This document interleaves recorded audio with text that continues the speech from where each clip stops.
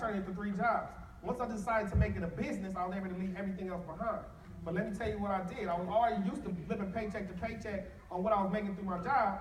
So when I take all that money and do what's called a MAP account, put all that money away. We made 40 grand that first year, probably saved 35,000 of it. Put ourselves in a position to go full time. So the first 30 days made 3,800. So all I'm talking about when I recruit the next person, I made 3,800 my first month in the business. It's not hard to recruit people on that. It's not hard to recruit people on money. Oh, I don't care about money. Okay, well you can say, well, I helped 8 people my first month. I really helped 8 people. I saved their life. That ain't gonna motivate me though. I'm money motivated. You made how much? 3,800, I'm there. But somebody be like, I don't care about the money. Okay, just come in here and help a bunch of people, you can make $3,800 too. So whatever they want to do, it don't matter. Primerica's for them, because we help people and we make money. So they can't give you no excuses. I don't care about money. You can care about helping people then, right? So recruit them on whatever it takes, but you got to show them the presentation. I recruit at the kitchen table because I was recruiting at the kitchen table. They understand what they're getting into immediately. Nothing wrong with a recruiting appointment, but this is how I feel about a recruiting appointment. If they're 5-star, why are you recruiting them? What if you recruit them and a week later they die and you don't got them no life insurance? You need to recruit them by showing them the presentation first, offering them the services. And then they say, okay, I want to do this. Boom, they're already clients. They're already the best teacher of the business. They already believe in the product. You don't want to recruit somebody, they don't have our product, and now they're trying to market our product, but they don't have it. Do you have this? Nah, I didn't get it, I got Allstate. Okay, they ain't gonna join your business.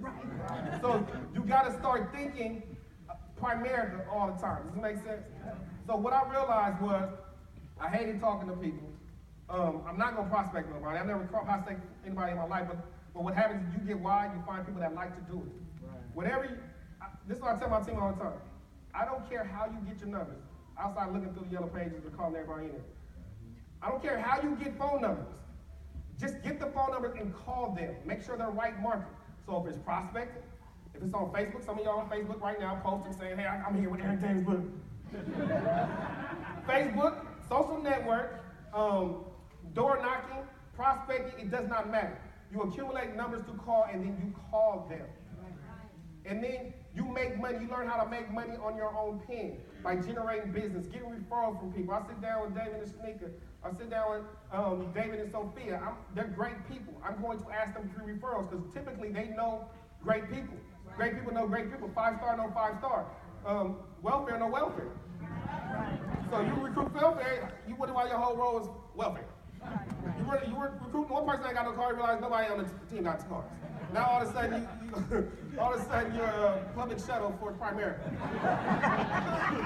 I gotta get a bigger car, I need to get a van.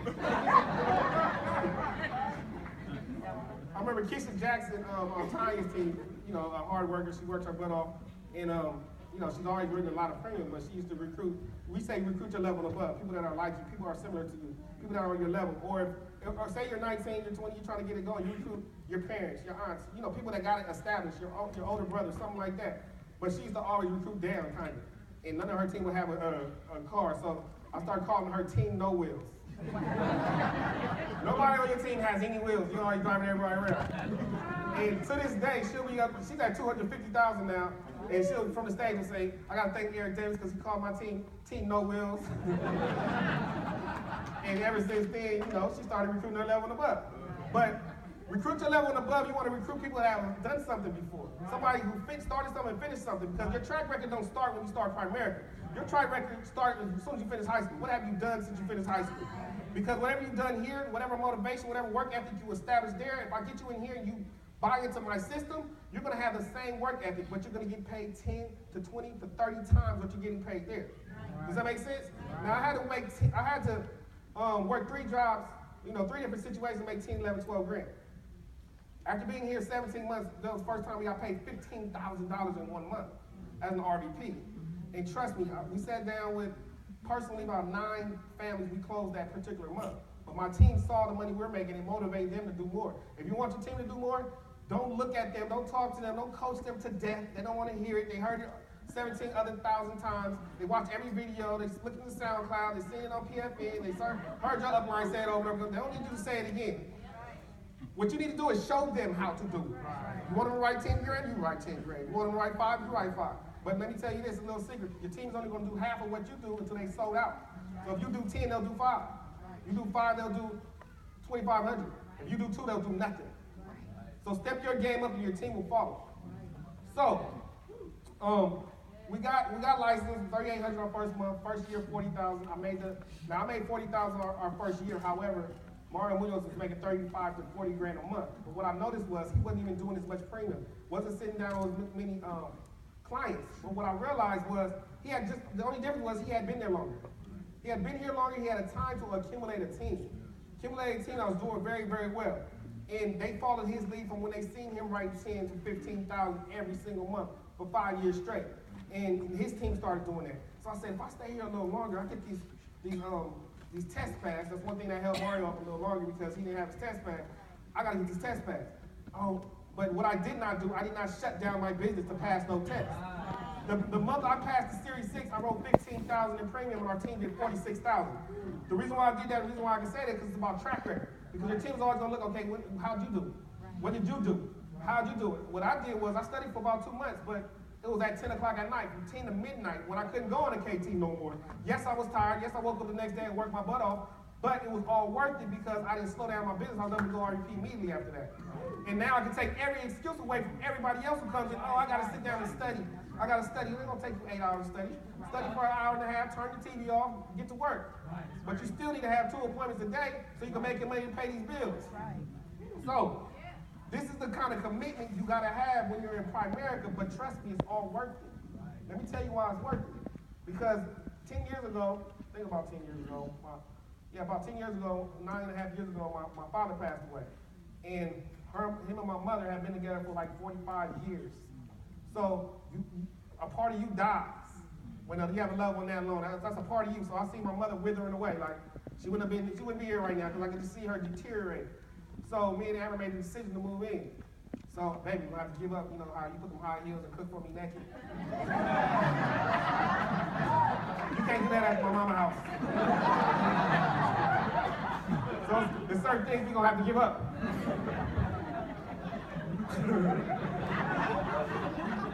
So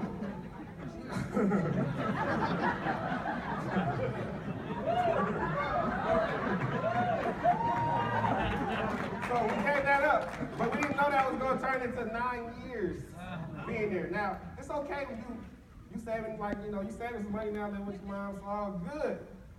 But you start making 30, 40, 50 grand, and you living in that same, because we ended up moving in the same room I had as a kid. Because my mom had that house for 40 years. It was a nice house, 5-bedroom house, nice house, but I moved in, my mom had the master bedroom, she had the whole upstairs to herself. So me and Amber and my daughter had to share downstairs. And I would wake up in the morning, I'm accumulating clothes and shoes and stuff, and I ain't got nowhere to put them because we share this little ass closet. And I wake up in the morning and there's a pile of clothes over here, pile of clothes, and I gotta walk into one of them rooms where the bed come up to like the door right here, the bed right here. So you gotta walk in and go on your side like this.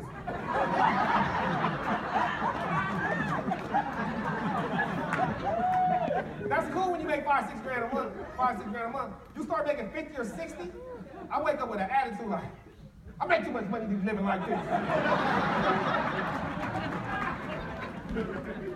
So we started looking for homes, and but we was always looking for a home that was close to my mom. My mom's 81 years old. She still drives, still gets around real good. I'm grateful for that. She wouldn't be here right now if it wasn't for Primerica. Not just us moving in, but for Primerica. Because she feels like she thinks she's an RVP. She knows everybody. She talks to Andrew like an hour and a half every single day about Primerica because I'm in the field all day. By the time I get home, I don't feel like talking to nobody no more.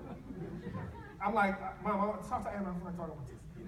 Because when you have a big base shop, you're dealing with everybody's issues all day, every day. You think people just collect the checks? No, they dealing with issues you have nothing to deal with, you have no idea about. That's why they make the big bucks. But they paid their dues. So anyway, living in this little room, waking up, making 30, 40, 50 grand a month, having an attitude, and you know, we started looking for homes, but it had to be in a certain vicinity, it had to be a certain house with, you know, escrow fell out twice. But in the meantime, we saved a lot of money, 40% of what we make, a little probably over 40% of what we make easily. And then our checking account, we look in there, it's like 60 grand, 70 grand in your checking account. Wow. Imagine that. Your wife won't have an attitude with you too long. All you gotta say, look at the checking account, go buy something. Go on here, go buy something. The stores is closed. Get on the internet, go on there. You know how to have a shit. Hit a certain amount of money, it'll be free for the shipping. So we start making that kind of money, and I'm like, I can't live right here. So we end up getting a house, like a real nice house, is a newer home. But now, if I would have bought the first house, we probably end up saving like another $200 or $300 grand in a couple months. That's how much money we're making. So now, the house is already nice. Like most people just move in. I showed them the picture, oh, that's nice, you can move in right now. No. We're customizing everything because we can and we feel like it. Does that make sense? Is it my dream home? No. But it's gonna be exactly how Amber wants it. Does that make sense? This is the kind of things you do at Primerica that you'll never be able to do working a job. Now I got a 3-car garage. I like nice cars. I have my car parked in the garage of my house, nice car. It's a Jaguar with some 22s on it, a little something. It ain't $100 grand yet. However, it ain't a $100 grand car. However, I got a 3-car garage now. Things is gonna look a little different, you know what I mean? Whatever you want, I'm gonna have this one, that one, and this one too. Because that's the type of business you're in. Work hard, play harder. You don't have to work that long though. Work 4 or 5 years relentlessly and have the rest of your life off if you want to.